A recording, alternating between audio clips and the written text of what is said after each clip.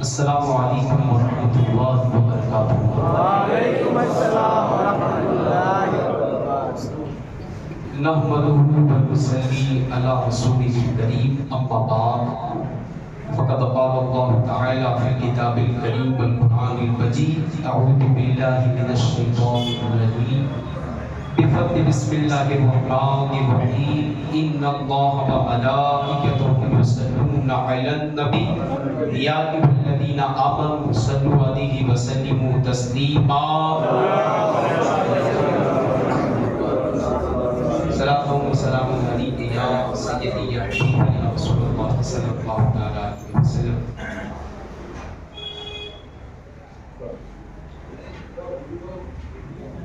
عزیزان محترم، بے تعالیٰ آپ احباب علماء اہل سنت سے عقائد اہل سنت سماعت فرما رہے ہیں، اور یہ سلسلہ پہلے روز سے چالو ہے، جس پر آگاہی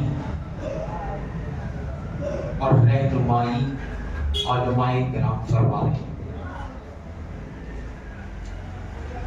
جو جس کتاب کا عظیم درس دیا جا رہا ہے یہ بہار شریعت ہے،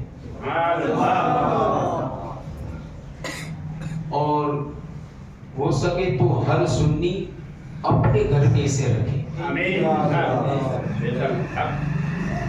کیونکہ جہاں ہمیں دینیاتی مسائل یہ کتاب فراہم کرتی ہے، وہیں عقائد کے متعلق کی باتوں کو بھی ہمیں بتاتی ہے۔ لیکن میں نے ایک شے عقائد کے معاملات میں یہ دیکھی ہے، اور میں نے اس بات کو اپنے اساتذہ کرام سے بھی پوچھا کہ یہ عقائد کا باب چلایا گیا ہے، اس میں ایسی چیزوں کو بیان کیا گیا ہے کہ جب تک کوئی بندہ آ جائے آگے کی طرف تشریف لے آئے، جتنے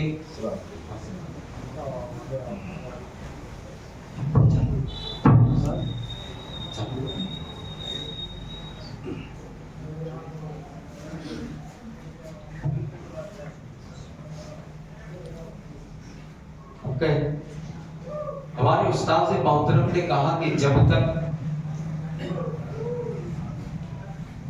عقائد کو سمجھنے کی بات ہے تو وہ عام بندہ اس لیے نہیں سمجھ پاتا ہے کہ عقائد کے اندر علم منطق بھی ہے، علم کلام بھی ہے، اور علم بلاغت بھی شامل کیا گیا ہے، جس وجہ سے کچھ الفاظ ایسے ہوتے ہیں کہ جن کی تشریح کرنا بہت مشکل شے بن جاتی ہے۔ یہاں سے جو بات بیان ہو اسے آپ بس یہ سمجھیے کہ جو یہ عقیدہ اہل سنت ہے ہم اس پر ایمان لاتے ہیں۔ بہت چیزوں کی وضاحتیں نہیں کی جا سکتی ہیں، میں آگے چل کر آپ کو اس پر کہوں گا۔ وہی ہمیں ہمارے اساتذہ کرام نے بھی کہا کہ جو وہاں لکھا ہے نا، کچھ باتیں ایسی ہوتی ہے کہ جو وہاں لکھی ہے نا وہی بیان کر دو، اب وہ دماغ کے پلے پڑے نہ پڑے، لیکن بس مالک کو مان لو کہ وہ بس اسی طرح سے ہمارا رب ہے، کیونکہ اس کی ذات ہی کچھ ایسی ہے۔ عقل وہم گمان میں وہ نہیں آ سکتا ہے، کوئی دائرہ ہے اس کا۔ دیکھو کوئی چیز کو سمجھنا ہے، یہ علماء کرام بیٹھے ہیں، میں ان سے گزارش کروں گا کہ اگر کسی بات میں آپ کو تھوڑی سی بھی عقائد کے مسائل کے اندر کچھ اونچ نیچ لگے تو فوری طور پر روک دیں، ہے نا، تاکہ اصلاح امت کی ہو جائے۔ یہ بہت ضروری ہے. اسی لیے علماء کرام کو ہم ساتھ میں رکھتے ہیں تاکہ کچھ بھی بیان ہو تو ہم فوری طور پر اس پر اصلاح کر سکیں. اچھا دیکھیے میں جو بتا رہا ہوں کہ خدا کی ذات ایک ایسی ذات ہے کہ اس ذات کو آپ کسی دائرے کے اندر شامل نہیں کر سکتے. بھائی کیسا دائرہ؟ یعنی عقل کا دائرہ، دیکھنے کا دائرہ، سوچنے کا دائرہ. اس میں تم اسے لا نہیں سکتے ہو، اسے لا نہیں سکتے. مثال کے طور پر سمجھا رہا ہوں، ارے صاحب یہ سامنے موبائل ہے، آپ آنکھ دیکھ رہی ہے نا، آنکھ دیکھ رہی ہے، دماغ نے سوچ بھی لیا، خیال بھی ہو گیا کہ بھائی 6.5 mm کی یا انچز کی اعتبار سے اس کی سائز ہے، اسے موبائل کہا جاتا ہے. یہ تمہارے احاطے میں اور تمہارے علم میں آ سکتی ہے، لیکن خدا کی ذات ایک ایسی ذات ہے کہ لاکھ بندہ کوشش کر لے پھر بھی اس کی ذات کو وہ نہیں سمجھ سکتا. وہ بڑا بڑا ہے. اس لیے عقیدہ اہل سنت جو بیان ہو اس پر کچھ باتوں کی تشریح نہ ہو تو یہ سمجھیے بس یہ ماننا ہے کہ یہ ہمارا رب ایسا ہے. اسی طرح سے بیعدہی تعالیٰ مسلسل مسائل چل رہے ہیں عقائد کے مطابق کہ 10 مسئلے بیان ہوئے اور گزشتہ شنیچر مولانا ملتانی صاحب نے ایک اور مسئلہ بیان کیا تھا. آج مزید آگے لے جاتے ہیں. دیکھیے مسئلہ نمبر ہے کیا؟ اور عقیدہ ہے. اور عقیدہ کہتے ہیں دل کے پختہ ارادے، ہے نا صاحب؟ کیونکہ قیامت کے دن ہمیں یہی شے پوچھی جائے. بلکہ قیامت تو چھوڑیے صاحب، ابھی قیامت تو بہت دور ہے. آنکھ بند ہوئی تو قبر میں یہی پوچھا جائے گا. اتنا مضبوط عقیدہ کرنا. چلیے 11ویں نمبر کا عقیدہ ہے وہ حی ہے، یعنی خود زندہ ہے. پہلے مسئلہ پورا سماعت فرما لیں. وہ حی ہے یعنی خود زندہ ہے اور سب کی زندگی اسی کے ہاتھ میں ہے، جسے چاہتا چاہے زندگی دے اور جسے چاہے موت دے. یہ عقیدہ ہے. اب اپنے رب کو، ہمیں اپنے رب کو حی ماننا یعنی وہ زندہ، اپنے آپ خود سے زندہ ہے.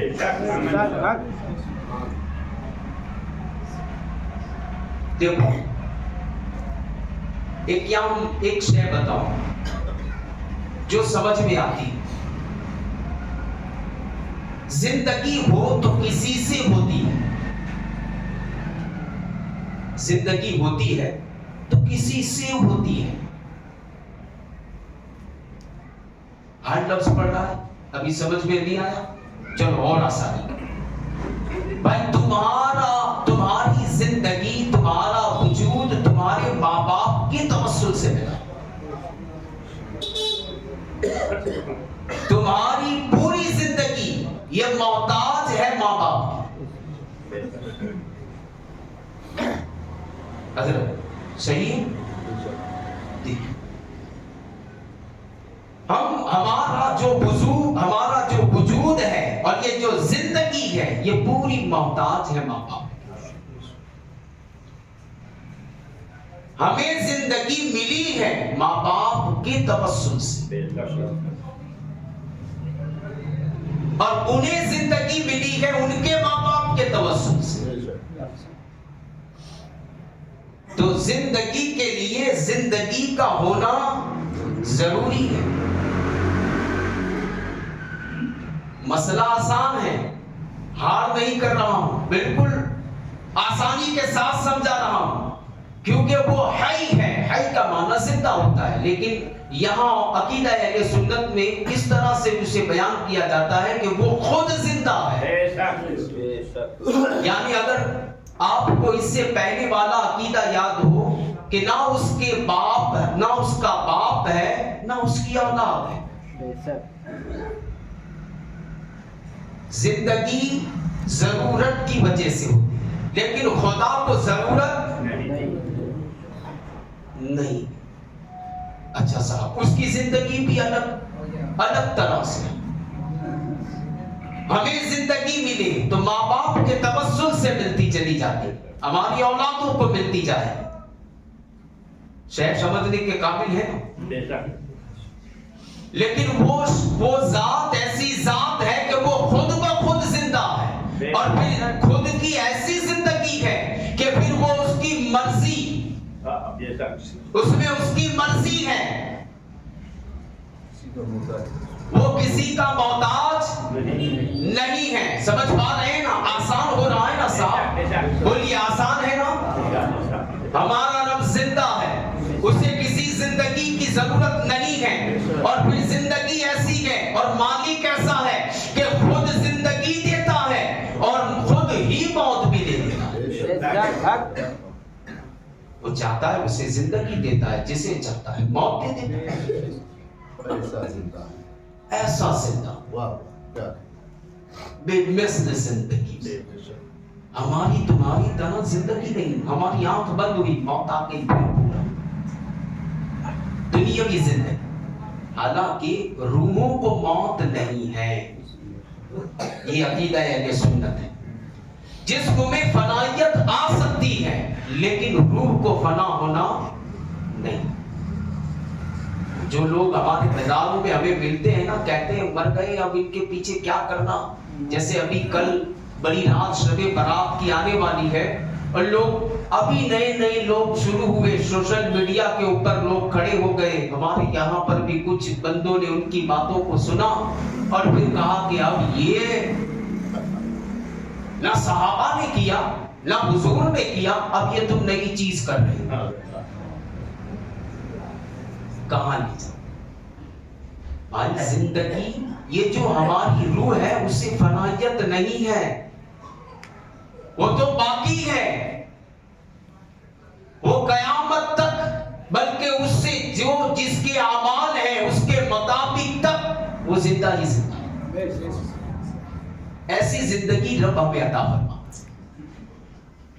اچھا دیکھیے، میں ایک بات بتا رہا ہوں کہ ہمارا مالک زندہ ہے، خود بخود زندہ ہے اور اوروں کو زندگی دیتا ہے. وہ اپنی زندگی میں لوگوں کا محتاج نہیں ہے. وہ ایسا مالک حقیقی ہے کہ جسے چاہتا ہے زندگی دیتا ہے، جسے چاہتا ہے موت. واضح کر رہا ہوں کس طرح سے.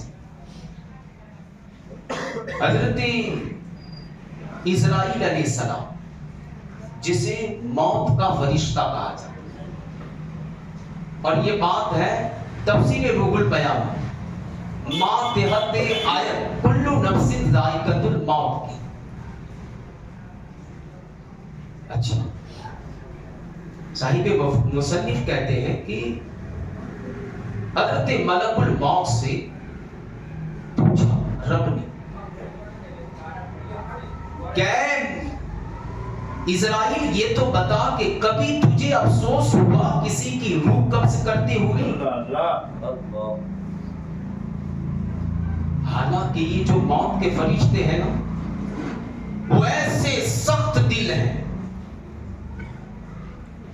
اتنے سخت. بچے روتے رہتے ہیں، جوان باپ اس کا چلا جاتا ہے.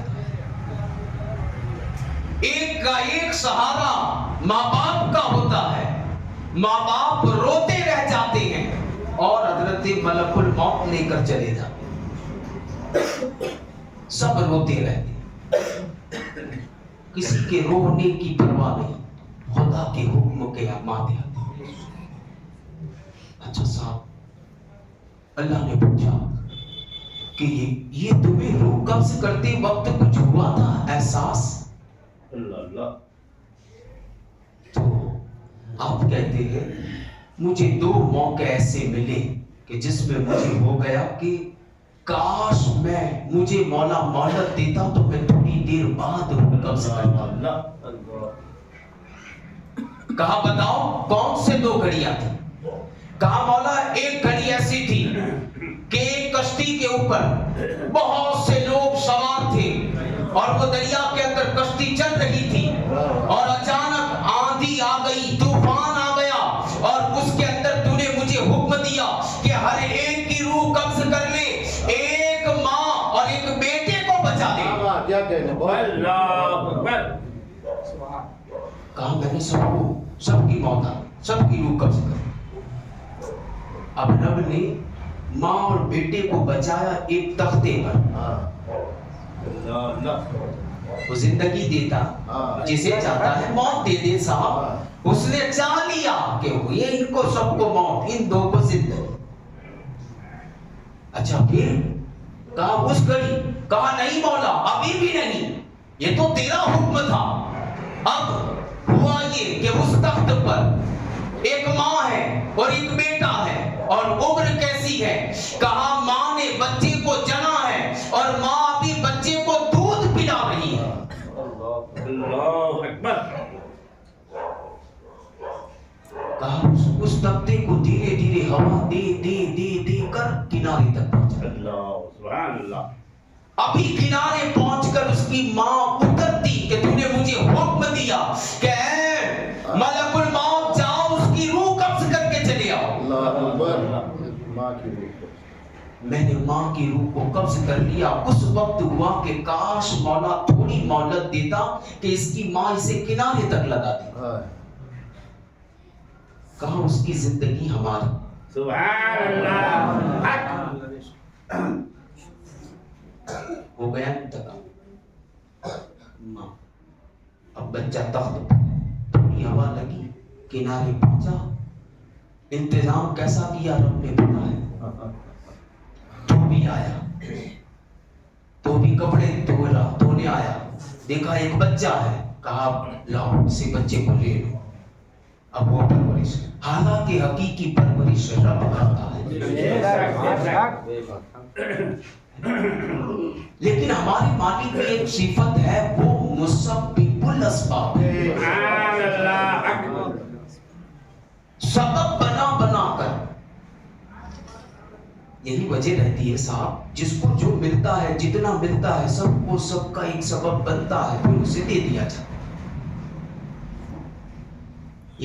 یہ تو حضور کا صدقہ ہوا کہ ہمیں موت ابھی سبب سے مل رہی ہے. ہاں صاحب سبب بنتا ہے. کیا ہوا؟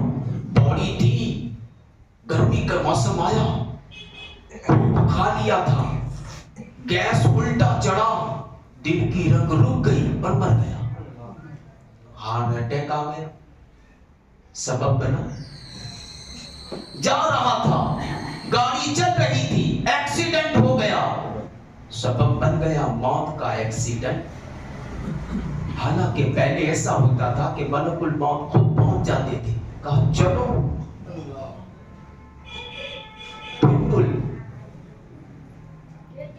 پھر کی ریٹ آ گئی، ایسا ہوتا ہے، موت کی سواری آ گئی. ہاں اب وہ سبب بن گیا ہے صاحب، وہ سبب الاسباب ہے نا صاحب. اچھا اس نے اب اصل بات پر، وہ بچہ ہے، دھوبی نے پالا، رب نے اس کی پرورش کروائی، پھر اسے پروان چڑھایا، پھر رب نے اسے بادشاہ بنایا، وہ بادشاہ بن گیا. اور پھر ہوا ایسا کہ اس نے اپنی ایک مصنوعی جنت بنائی اور لوگوں کے لیے ہو کر دکھانے کے لیے رکھ دی، مکمل بن گئی، خود دیکھنے چاہتا تھا.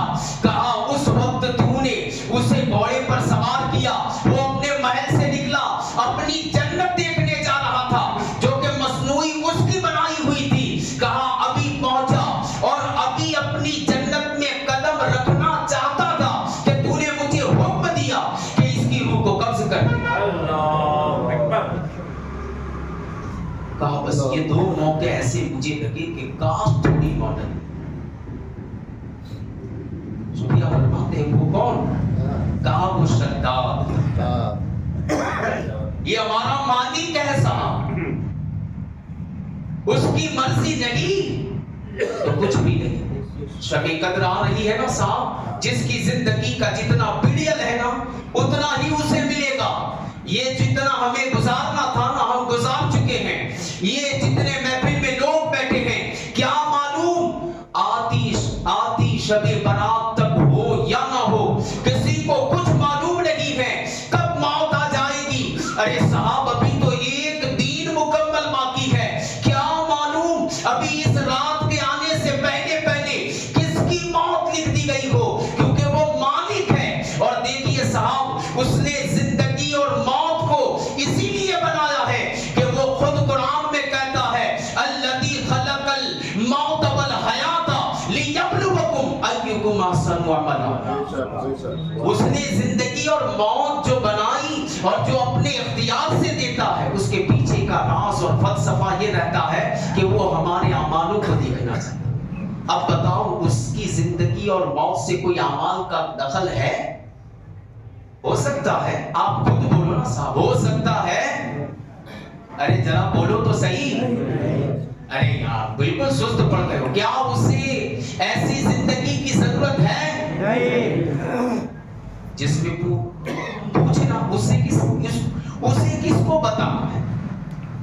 کسی کو خود سے زندہ وہ آئی ہے. یہ ایک عقیدہ ہوا. اللہ تعالیٰ کی بارگاہ میں دعا کہ جو کچھ بیان ہوا اسے سب سے پہلے مجھے بات ہوا آپ تمام کو عمل والی توفیق عطا فرمائے. آمین. باخر دعوانا الحمدللہ.